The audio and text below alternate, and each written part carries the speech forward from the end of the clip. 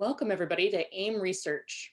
Research is one of a series of innovative talks that the Center for Academic Innovation hosts at a semi-regular cadence. And I encourage you to go check out other events that are happening around the center, all of which are posted on the Center for Academic Innovation webpage. I am posting a link to that in the chat right now.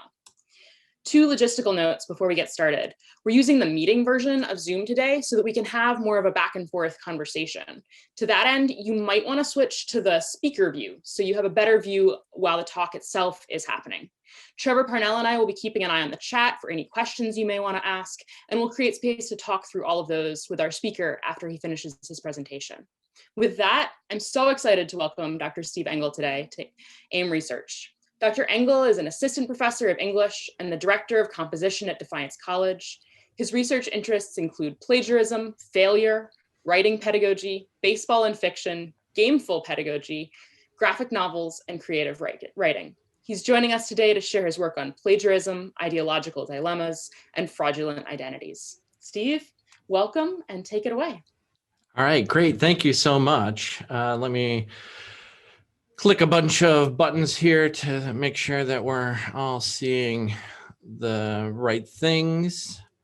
And I'm hoping that people can see that.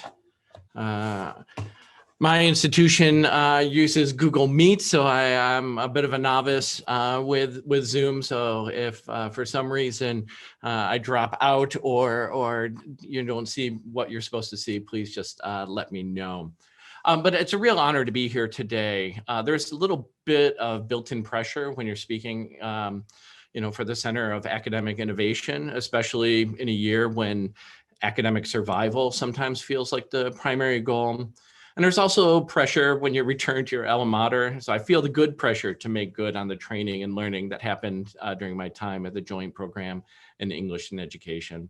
I also have two daughters who are undergraduates at the U of M, and so I want to make sure that I don't embarrass them any more than I usually do. And finally, I do want to thank you all for the willingness to talk to someone who teaches at a college from that state down south. We are closer to Ann Arbor than to Columbus, although I have to tell you that there is a sign on campus that says the Defiance College, and that might betray some of the previous administration's biases. Today, I want to talk about plagiarism and fraud. First, I hope to present to you a clear sense of the messiness and complexity of plagiarism, to move beyond mere textual similarity and to see it as a literacy practice. And then I want to talk a little bit about ideological dilemmas and how this notion of holding conflicting understandings of something, in this case, plagiarism, can provide us with a way of engaging in generative conversations and productive negotiations with each other. I will draw on several examples of this kind of dilemmatic talk from two studies. My original study of high school English teachers talk about plagiarism, and my current study, which shifts its focus to first-year college students.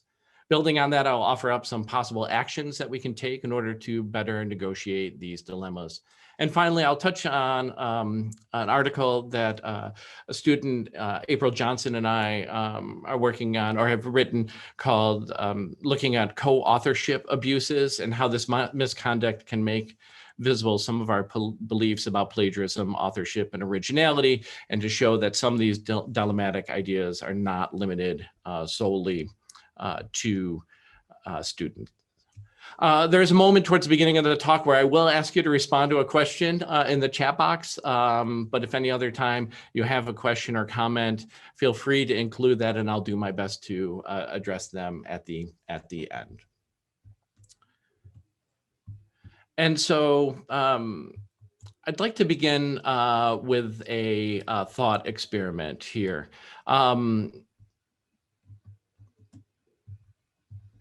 What would it look like if we attempted to design the perfect plagiarism detector?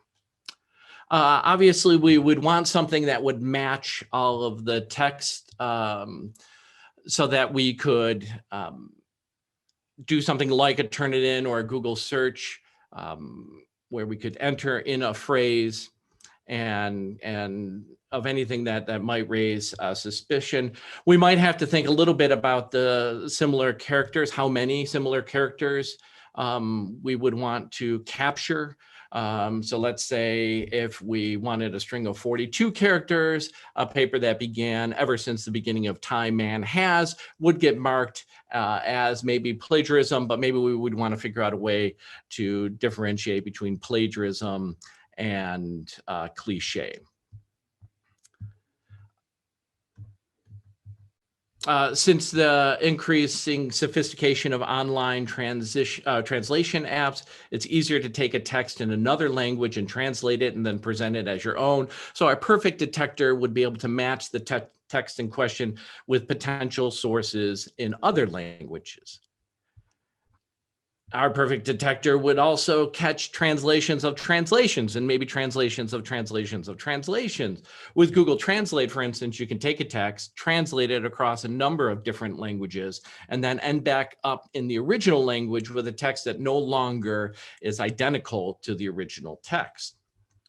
Similarly, our detectors should note texts that are structurally similar, even if some of the individual words have changed. We could broaden our scopes so that we capture patch writing, which Howard convincingly argues is the way that we learn to write in new genres with new informations. But if we're building the perfect detector, maybe we'll mark this with a little p for patch writing rather than a capital P for plagiarism. Now, we've got a pretty good grip on maybe some textual similarities, even if the text is not exactly the same. Another avenue we would want to go down are texts that are original, but not composed by the person claiming to be the author. Somehow we would have to find a way to determine if someone actually wrote a text or if they paid someone else to write them. Maybe we can discover some sort of writing fingerprint that we could use to determine if something is wholly unique. Or maybe we'd have to find some way to build a profile of a writer by collecting all sorts of data on them. This would be like the clear view of writing. We could grab their browser histories. We could look at when they write and how they write. We could look at things like their GPA, because we know that plagiarism can affect students on both ends of the academic success spectrum, right? Maybe we can find out information about their families, right? We could find out what their roommate was doing, right? What they've taken out of the library, what the guy down the hall has written, what they've learned in their classes, what their fraternity members are doing. And all of a sudden we can create some sort of profile of a writer for this perfect plagiarism detector. And then we would be able to factor all of this in. And I hope at this point you are thinking maybe this perfect plagiarism detector is starting to get us closer to a more dystopic world and algorithms ripe for all sorts of problems. But if we were to complete this Big Brother predictive, invasive, creepy panopticon, what else would we want to include? I'm just curious if people want to jot in some other suggestions. Again, I'm not advocating that we build this monster, but that we use this exercise to think about what plagiarism is by thinking about what it would detect. So if anybody has ideas about what else you would want to include, you can put that in the text box right now. And I have to figure out how to now see my text box. I apologize. Oh, there it is. Right. So what they're watching on TV, their motivation, their intention, right? And so we start to look for all of these elements that move beyond just the primary text. Great.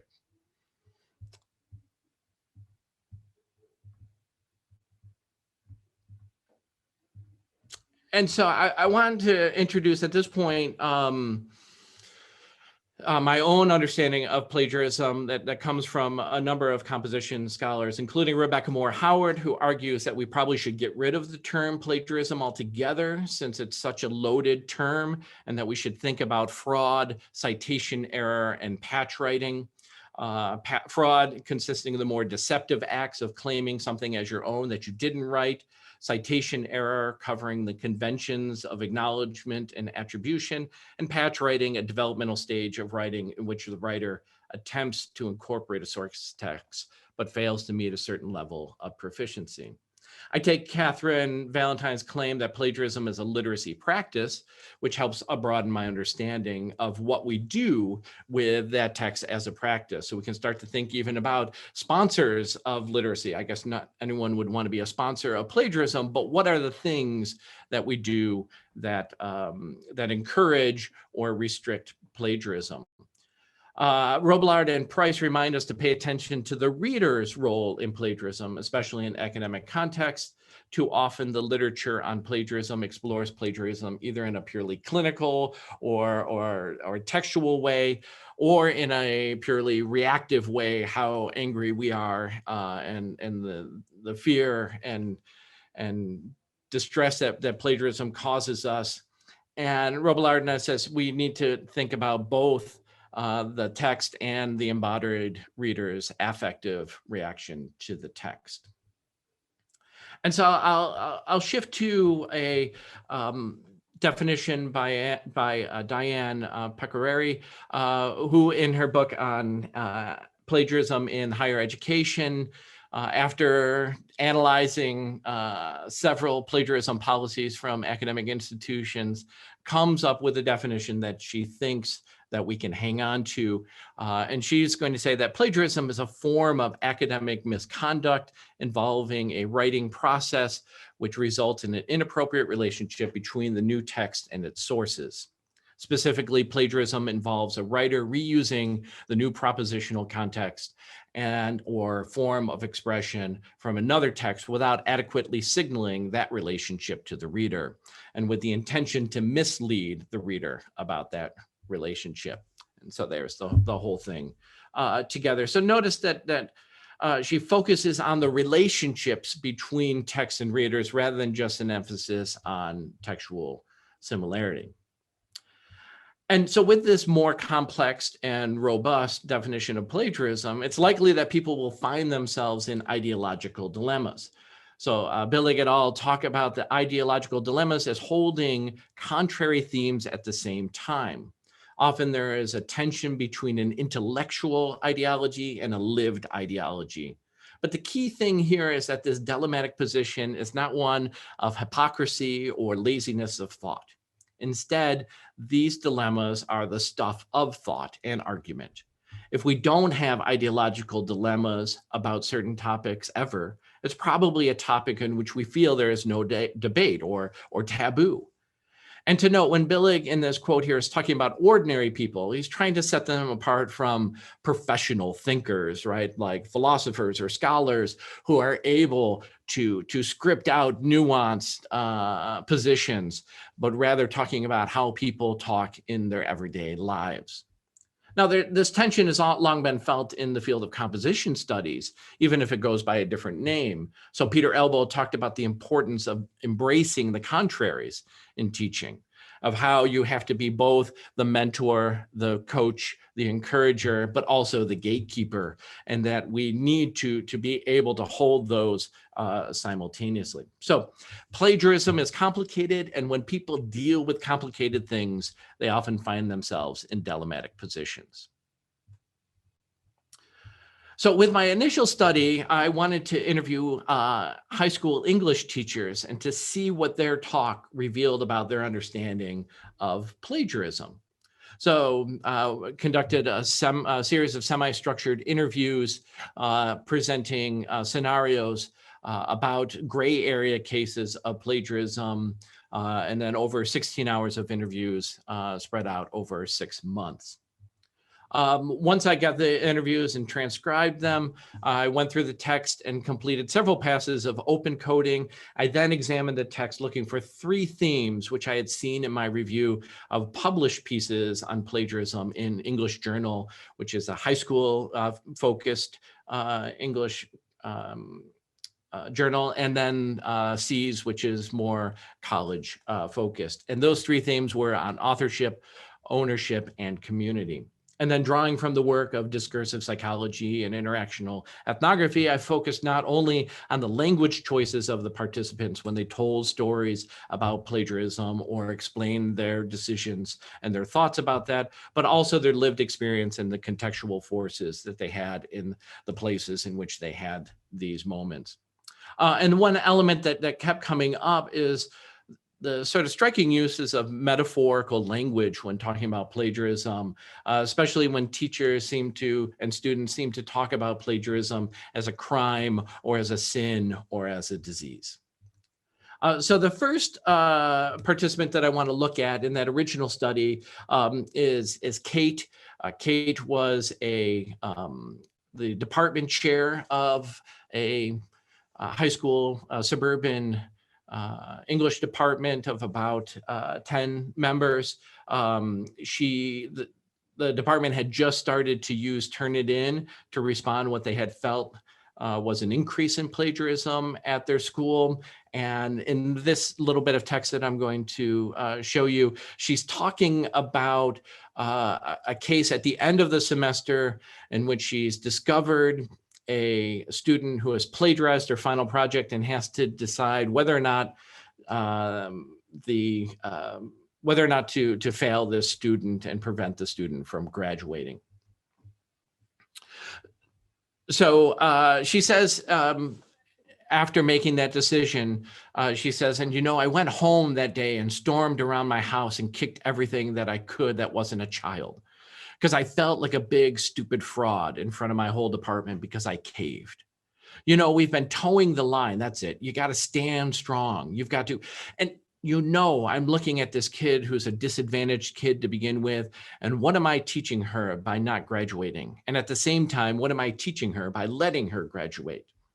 So you notice that she's has decided that she is the one in this situation who has become a fraud, right? That not the student who has turned in something that was a pretty cut and dry case of plagiarism. Actually, it was cut and paste plagiarism, where Kate had both the student's poem and the poem online that were exactly similar. But in making this decision, that sense of being a fraud transfers back to her, and that she's the one who is making this decision has become the fraud. And she is aware of the sort of dilemmatic position that she's in, right? That she is teaching the student something by letting her graduate or by not letting her graduate. Both of those will have sort of educational implications. She goes on to say, so I felt like the biggest scam artist ever, where I'm sitting there saying, well, this is what you have to do to the department. You have to give them a 0. They have to.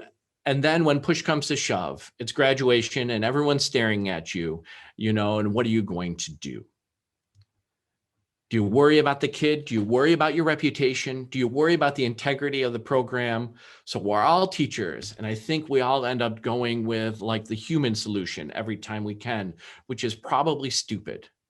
But, sitting there talking with everybody about it, we were grading Regents exams when it came up, and everyone's like, well, you have to fail her, right? She can't graduate. So you can see that Kate is worried not just about the student, but about her position as the leader, and she's worried about going with a human solution, which I think here she means focusing on people rather than policy, might be a stupid choice to make. And so she says, and I'm sitting there going, well, technically. Right? Technically, I have to let her graduate or fail. I technically have to let her fail. And I'm the stupid boss lady. So what I do, is precedent setting. And I don't like it that, it's unfortunate not so much an exact, it's unfortunately not so much an exact science as we would like it to be, because we're dealing with people. We're not dealing with business proposals and data entry and other kinds of stuff. We're dealing with little kids. Now she's dealing with 18-year-olds, but she's framing them as little kids. So I think that's where no matter how many policies and safeguards we have in place, we're still going to run into human element where we have to sit down and make decisions. So she set up a lot of oppositions here, right? There's the exact science and the technical aspects, business proposals and data entry on one side, and then the less exact messiness of what she's calling the human element, or people, or little kids, that she has these tensions about what she should do technically, maybe this intellectual ideology of what is right and wrong in terms of writing practices, and then this lived ideology that we're dealing with little kids in her mind, that she's got to do something to address the person and not just the paper. And so she ends up saying, and that's when talking to each other and banging it around the office and trying to figure it out together helps. But I had to walk back into this room and everyone's like, well, what did you decide? And I had to say, I'm a big wimp and I caved in. The kid's going to graduate.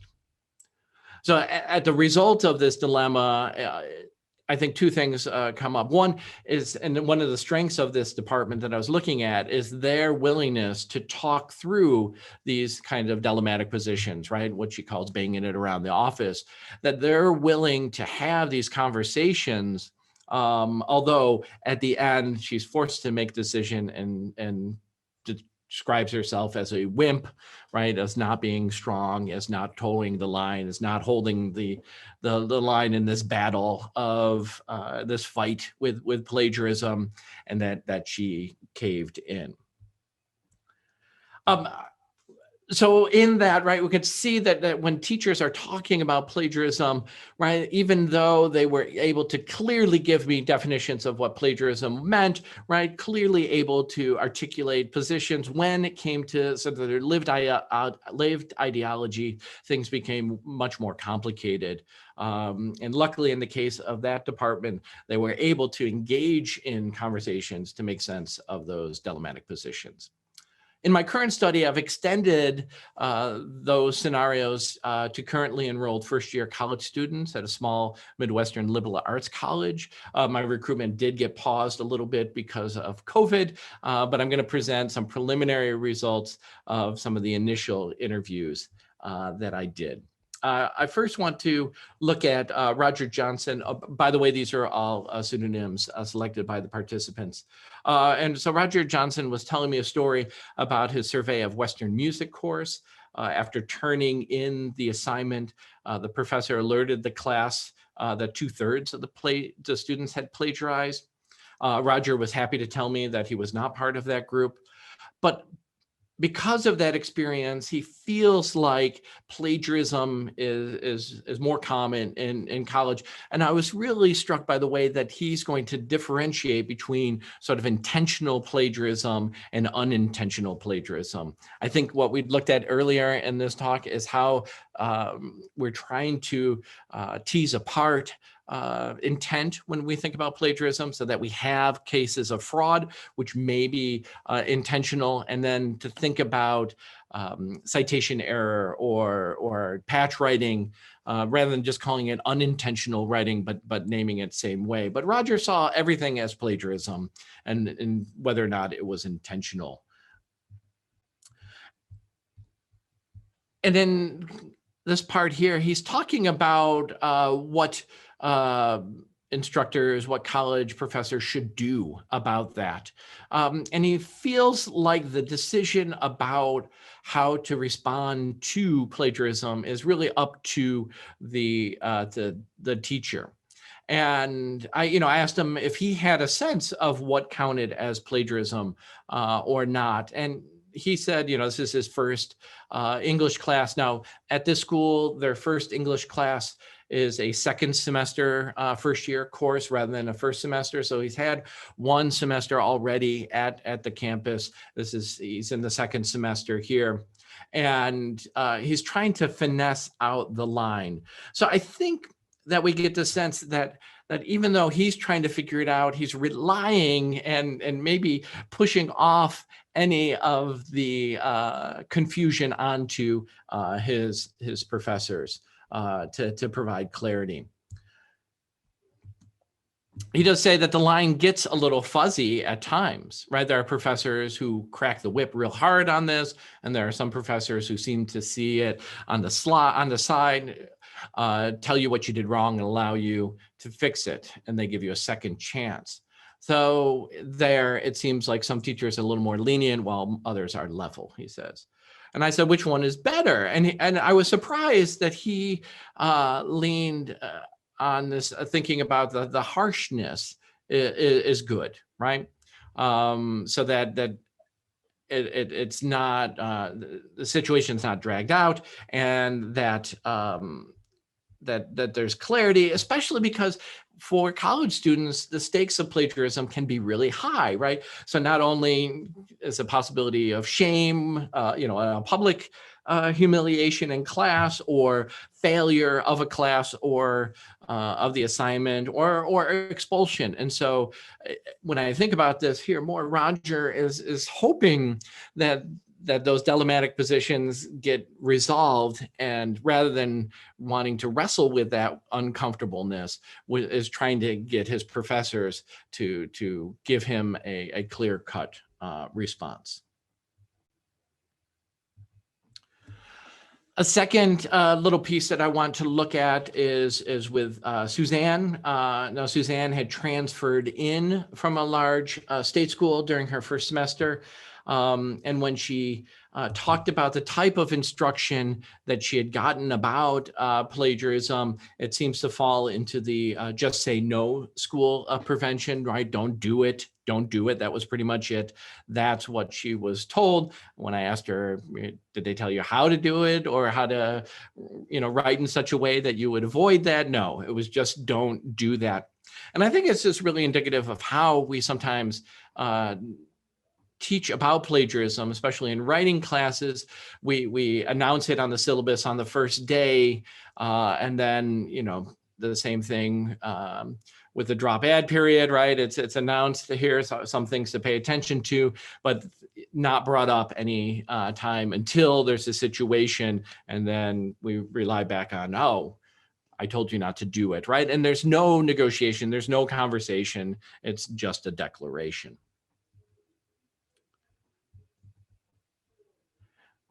Now, when Suzanne did talk about plagiarism, she's using a lot of language about from like economics and in terms of work ethic, right? And so she said, I've always been careful with plagiarism because I've understand the importance of it, because someone else took all their hard work and writings and put them to be factual to make sure that it's legitimate. And you can't just copy and paste it and expect it to be okay, because that's not your work. And if you were turned the table, say you had all this work and all this hard work to contribute to a paper that other people are using, I'd want credit for that, because you're not the one doing the work. So why should you take the credit for it? And so you can see that, I mean, there's an emphasis on the labor that goes into writing. And so if somebody takes your labor, that's not fair and that's not okay, that they are getting the benefits of your labor. And so in a sense, you're not getting compensated for the work that you've done, and other people are getting compensated for something that they have not done. When I asked her about images, right, and do images act in the same way as alphabetic text, right, and do we pay attention to ownership and authorship of images the same way we pay attention to it as text? And she says, I feel like people just kind of overlook photos in a way as plagiarism. They don't necessarily have the most impact compared to text, because text is somehow, ranked higher on plagiarism compared to photos. But it's still the same idea that somebody did it. They took work and time to create that, and not getting credit is just like ripping them off in a way. So we get a sense of that text, even though, I think in composition, there's been this movement to expand our sense of what composing is, right? That it's not just alphabetic text, but we're also looking at the inclusion of images and sound and video.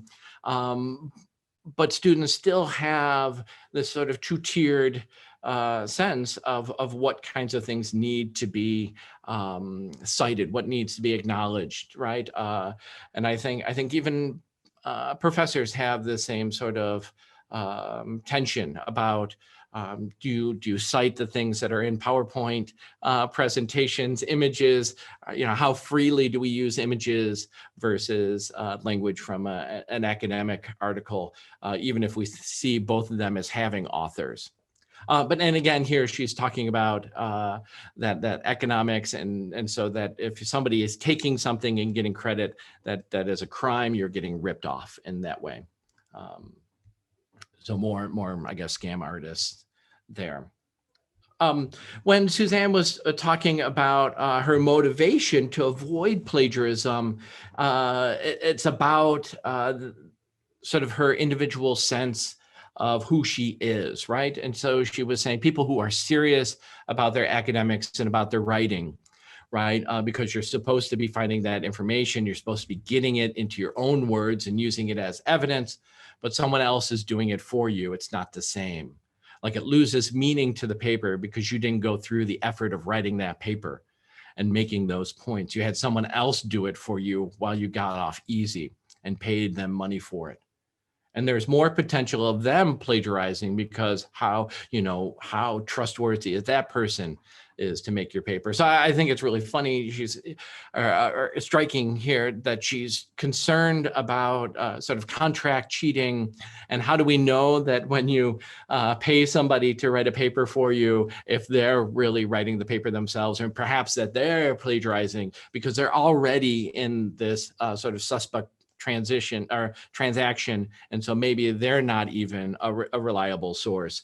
So it's not just that you've paid somebody, but you have no sense of the authenticity of the thing that you're buying. And one of the things that Suzanne had talked about that I sort of noted is this motivation was heightened, right, to avoid plagiarism because of her newfound connection to the new school. So she had a really poor experience at her previous college. And so because she wasn't as invested in that school, I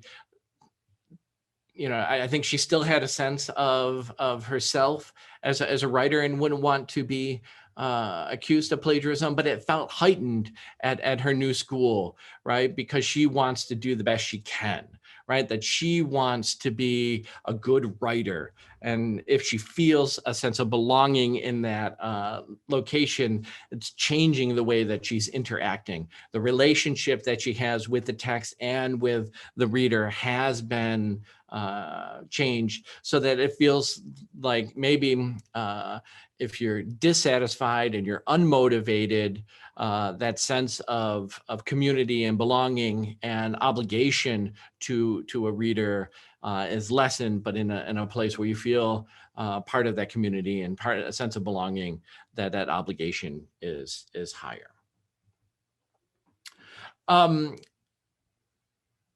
Sorry. And so I want to argue that we need to see our instructions and response to plagiarism as part of a negotiation.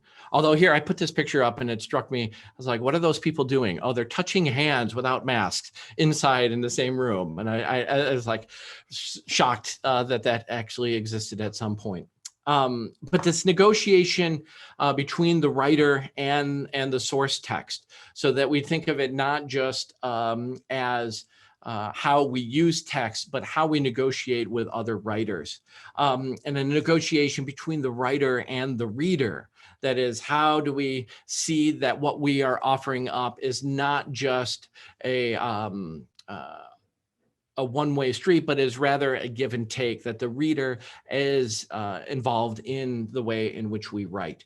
And also negotiation between the policy and the people at a college or institution.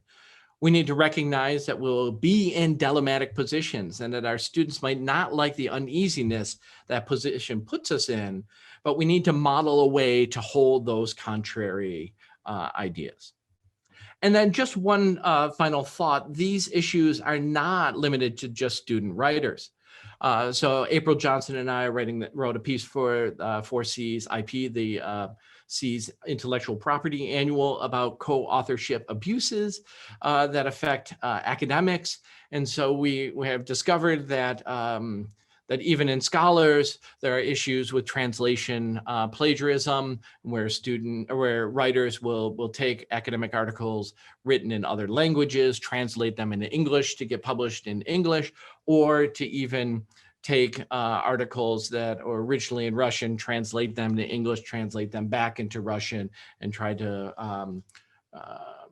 show them as original research, right? And even issues like honorary research or honorary authorship, which people who are given co-authorship just based on their title and position, maybe in a department, or a bully authorship in which somebody forces themselves onto a paper, a reciprocal authorship in which you add somebody to a paper to get something in return, as well as sort of more fraudulent assignments. And then the other one that we've discovered is you can buy your way onto a paper.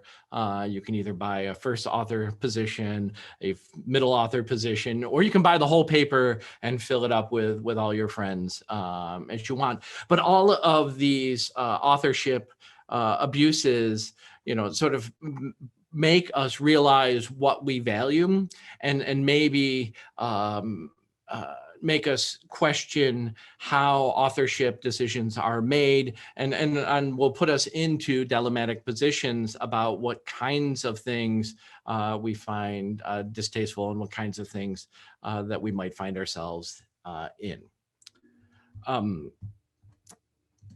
And so, I had to make sure that I had a works cited list, because when one gives a talk on plagiarism, one gets particularly anxious about these types of things. And so I hope that I was able to capture all of that together. So I think that we do have time for questions, or if anybody would like me to talk about anything else, I am happy to take those questions. So we did have 2 questions that were shared when people were actually registering for the event. So I was thinking we might start with those. The first one you've spoken a little bit about, but how can we detect plagiarism in research? It seems like that's part of where your research interests are actually going. Yeah, so I think, that there are a lot of journals that will use a sort of Turnitin type feature to check for textual similarities. I do think that we run into the same problem, that if we just focus on textual similarities, we will miss a lot of other sort of misconduct or breaches of our conventions about what we hope for in research.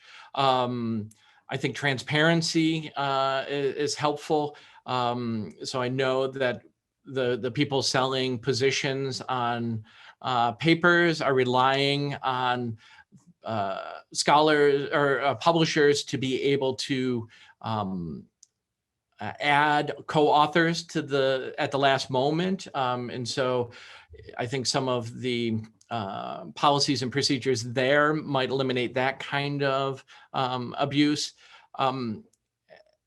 I don't know if there is like a perfect plagiarism detection. I do think looking at some of the systemic challenges for researchers, the emphasis on getting published in China recently, they have eliminated sort of cash bonuses for publications. So sometimes Chinese researchers would get more than their salary in a cash bonus for publication in journals. And so because their salaries were fairly low, this was required. And so that incentive to publish, no matter what the cost, would lead to more sort of misconduct scientifically. Kristen, do you want to speak to your question in the chat?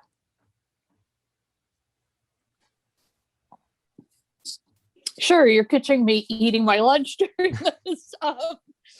So my question was regarding school librarians and the degree to which they may have come up in your research skills and information literacy and bibliographic instruction, and how to navigate resources are supposedly at the cornerstone of their profession and adopted in various degrees by practitioners on the ground. And I would really be interested to hear if school librarians came up in your qualitative interviews, and if so, the degree to which they're seen as expert or helpful or accessible. Thanks.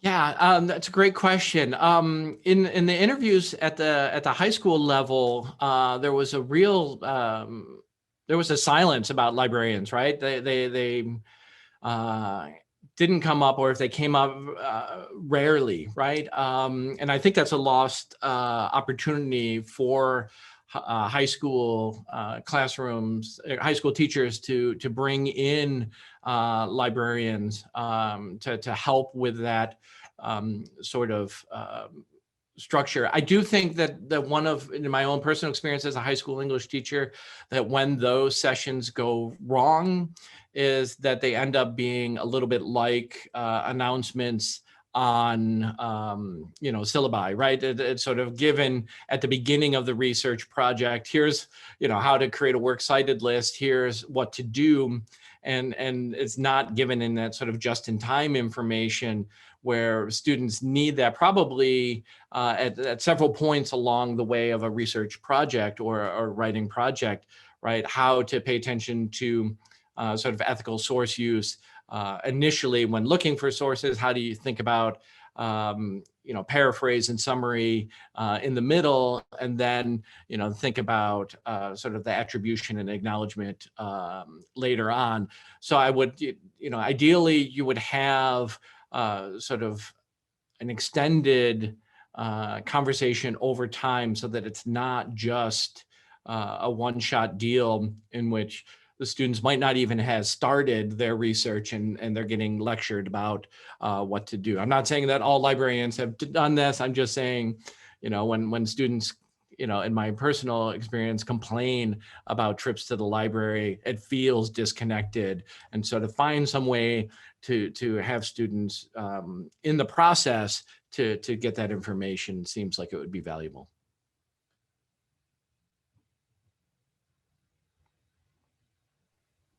What other questions do people have? Steve, you may want to click stop sharing.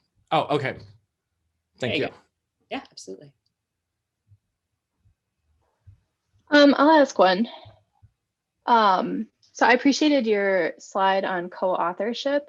I feel like I've tended to sort of not publish with the same people. Like I've kind of done a lot of different projects with a lot of different people. And I feel like even after, being in the field for a while, I sort of have no pattern for discussions about co-authorship. I've experienced a lot of what you had on the slide, like people bullying their way in. And I find that there's so, all of those discussions I feel like are really wrapped up in sort of like the social fabric of the team, and like individual motivations. Like sometimes senior authors don't care because they know they're going to be the anchor author, so it doesn't really matter to them. And so I just wondered if you had any sort of established patterns for like how you handle those conversations with co-authors, and like, I need help basically. Can you help me? It's interesting, right? Because I don't have great patterns myself, right? And think April is on the call as well, right? And so we got to the end of working on this paper, and she asked me, like, do I count as a co-author, right, after researching all of these different abuses, right? And we have this like heightened awareness, and I was like, no, we worked together on this. This is great. But I do think, at the beginning to sort of think about what kinds of contributions people are going to make, what kinds of roles that people are going to take up. And in some journals, those requirements for contribution are really spelled out. In a lot of the sort of big journals, there's sort of a boilerplate statement about what constitutes as authorship.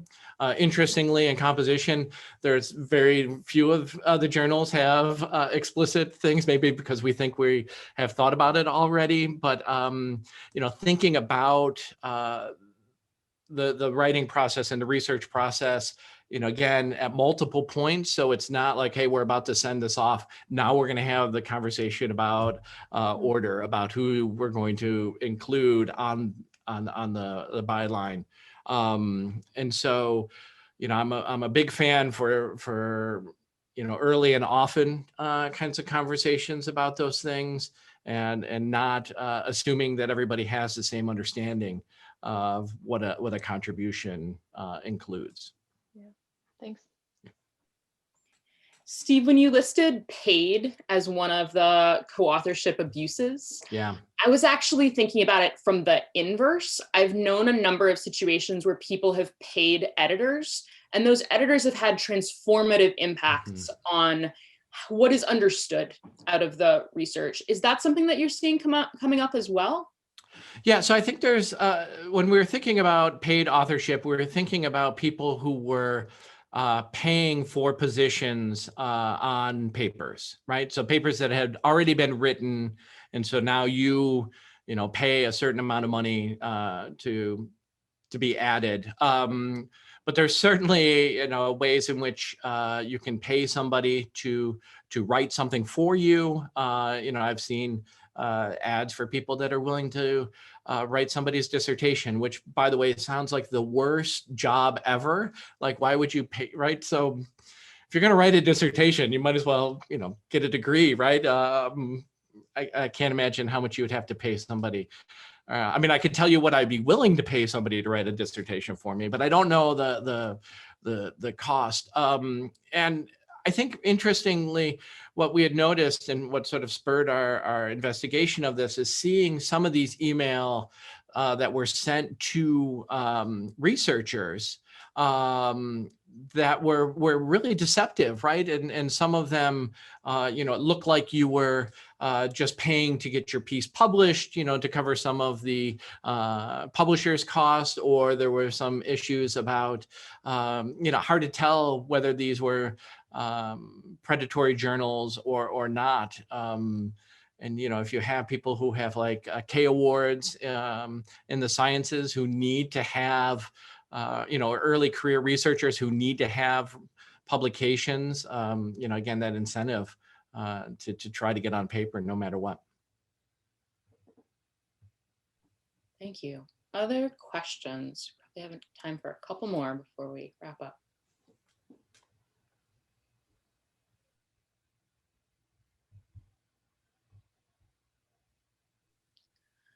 So, no, please. Oh, sorry. I always have a lot of questions, for better or worse. I wanted to ask a question about that, like, former student scenario with the chair who, Kate, right? Yeah. And like, I felt like that situation of like failure of this paper results in you not graduating is like kind of an unusually high stakes situation. And it just kept me thinking about, I've been thinking about like standards-based grading and mastery grading lately. And I kind of wonder if you have thoughts about, does mastery grading or standards-based grading, specifications grading, however you want to call it, like, does that sort of help, does that help take some of the pressure off of some of these plagiars or kind of like, I didn't know situations? Maybe that was a different scenario because maybe that student knew if they copied and pasted, but I just wonder if you'd encountered like assessment schemes, points-based versus otherwise, in any of your interviews. Yeah, I think so. In my sort of right at the beginning of thinking about this as a research topic, I was teaching, and I assigned a basically a free write paper, just a short investigation, and the student copied and pasted it from Wikipedia, right? And he came to office hours, and I was just using this ungraded assignment that's not worth anything, right? It was just a way to get to know them. We're sitting down in my office, and I said, "Oh, well, what do you think about this topic? What do you think?" And he's like, "Oh, it's kind of like a Wikipedia article that I wrote." And I'm like, "Oh, let's look at Wikipedia and see." And he's like, "Well, maybe it's more like a Time magazine." And I'm like, "Well, we're here. Let's look at Wikipedia." And so I'm discovering this plagiarism sort of like in real time. And I was stuck with like, now what do I do with a plagiarism assignment that's not worth any points, right? Because our reaction is this failure, right? And when it happens in these big moments, these high stake things, right? Then the it's fraught with all sorts of issues.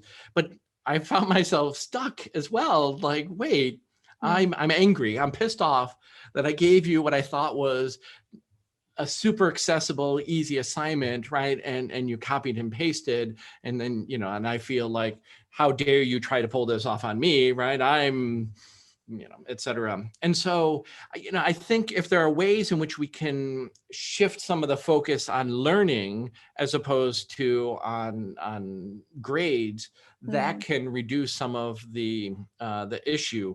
It does get tricky when we assign big projects at the end of semesters or at the, as capstones, because there's not that time, right? There's a time limit on it. And in Kate's case, this was a student who had put off doing all the work all the way along the way, right? And shows up the last day. "Oh, look, here's my portfolio of poetry." And then it comes to a head. But I think if there's any way in which you can have more conversation about writing along the way, and to give students opportunities to try things that aren't as high stakes, it's helpful. One thing that I've done that I've found really helpful is I've had students early in their writing process create sourced comics. And so they create the conversation that they're having with the other texts that they have in comic form. And so that forces them to figure out that the people that they're using are real people, that these scholars are real people, and to put a picture of them in this comic, to put themselves in this, to show it as more of a conversation, and the sort of way in which comics force you to amplify through simplification in the tightness of a speech bubble. Then they can only use the text that they need to do. And so that seemed like it allowed me to have some conversations about how you use text before it came to the more standard academic essay, where I could then say, "Oh, look, here's this misuse, here's this academic violation there." So again, ways to engage with them about ethical source use before it's high stakes. But students will, sometimes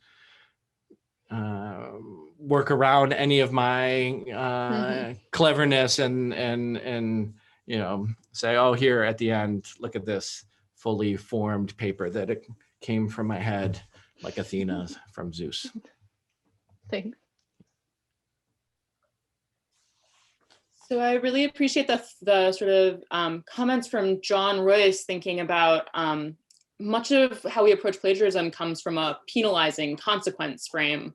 And it does seem like we've got all of these different academic actors who could help better situate the value of intellectual work, from librarians to teachers grounding it earlier and explaining the why we believe citation and referencing and independent effort is valuable over different times. So Steve, I don't know if you wanted to comment on that specifically, or John, if you had a specific question you wanted to surface.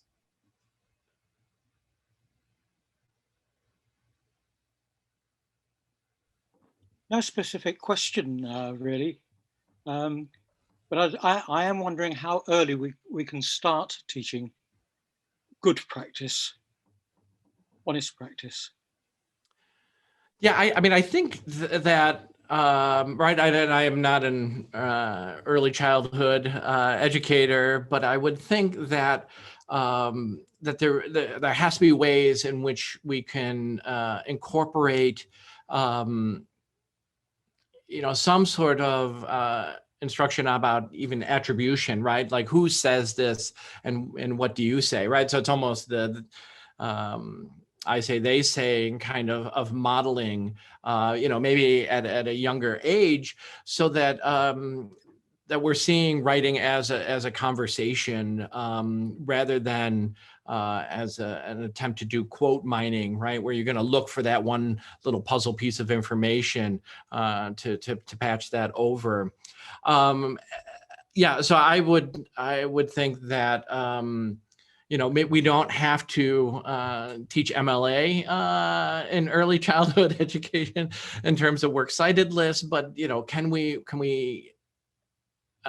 do some of the things that Kate was talking about in terms of the stuff that we value, and if there's a way that we can move away from standardized writing assessments, which I'm not going to focus on process at all, but come up with something that's easily graded and standardized. I think that could help.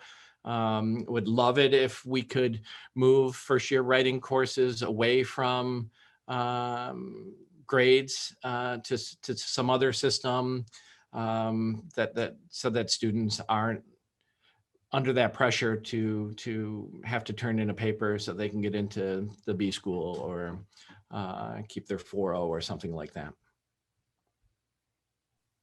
Wonderful. Well, thank you again, Steve. This has been absolutely fascinating, and I find this challenge ahead of us, how to engage with students around this topic, to be remarkable, and I'm just so grateful that you're doing such awesome work on it. Well, thank you. Thank you to everybody for joining us today, and I hope you have a wonderful rest of your Thursday.